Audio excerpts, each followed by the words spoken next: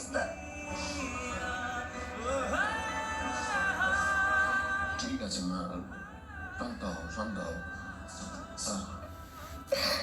তো আর এই ভুল করো না, আর এইদিকে আইসো টাইসো না, হ্যাঁ?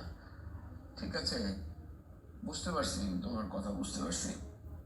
ও রত্না, এরকম বসে রয়েছো কেন? আসছে একটা মানুষ, ওরে একটু কিছু খাইতে দিতে, এই খাইরু, কিছু নিয়ে আয়, ওটা খাওয়া কিছু।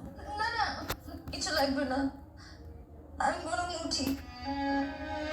আন্টি, আমাকে প্লিজ মাফ করে দিন।